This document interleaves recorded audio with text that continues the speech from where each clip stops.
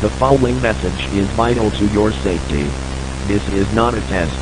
NORAD has detected 5 nuclear weapons from the Soviet Union deploying to the United States.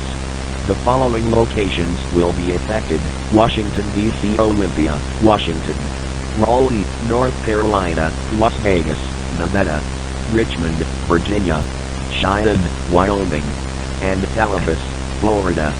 If you are in a 300-mile radius of these locations, seek shelter immediately. You will need at least a week's worth of food, clothing, and water.